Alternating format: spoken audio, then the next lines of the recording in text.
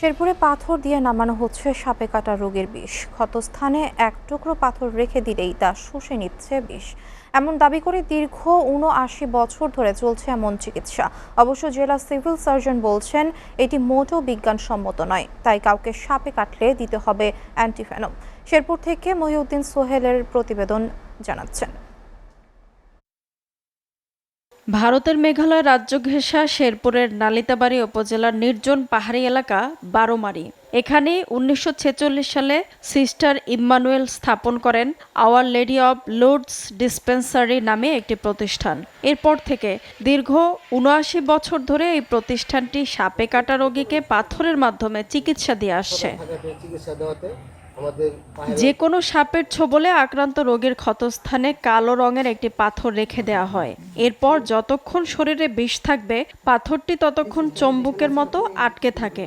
বিষ শুষে নেয়ার পর ক্ষতস্থান থেকে পড়ে যায় পাথরটি, এতে সুস্থ হয়ে ওঠে রোগী, এমন বিশ্বাসে চলছে চিকিৎসা।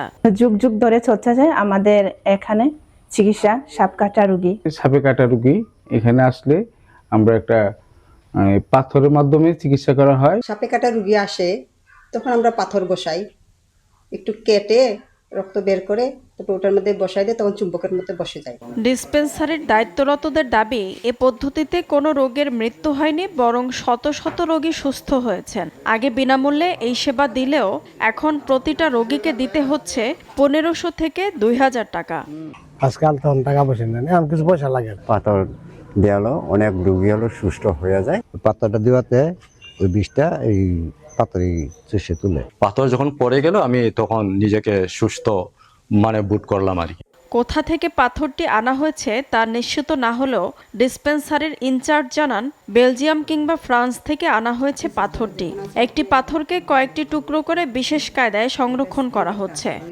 আমাদের সিস্টার, বিদেশি সিস্টার ছিলেন, ওনারা এই কাজটা শুরু করেছেন। তো ওনারা তাদের দেশ থেকে এই পাথরটা আনা হয়েছে। সিভিল সার্জন বলছেন এই চিকিৎসা পদ্ধতি বিজ্ঞানসম্মত নয়, তাই কাউকে সাপে কাটলে দ্রুত হাসপাতালে নিয়ে দিতে হবে অ্যান্টিভেনম। ট্রেনিং মধ্যে আমাদের প্রতিটা উপজেলা হেলথ কমপ্লেক্সে অ্যান্টিভেনম সহ চিকিৎসা দেওয়া হয়। যদি সেটা পয়জনাস হয় তাহলে অ্যান্টিভেনম ইউজ করা হয়, আর যদি পয়জন না হয় সেক্ষেত্রে অবজারভেশন রেখে চিকিৎসা দেওয়া হচ্ছে। এখন যে বিষয়টা যে পাথর যে বিষয়টা, এটা তো আসলে কোনো সায়েন্টিফিক কোনো ব্যাখ্যা নাই। ডিসপেন্সারির তথ্য মতে এই পাথরের মাধ্যমে গত ৭ বছরে ১০৮৫ জন মানুষকে চিকিৎসা দিয়ে সুস্থ করা হয়েছে। এসিটিভি নিউজ ডেস্ক।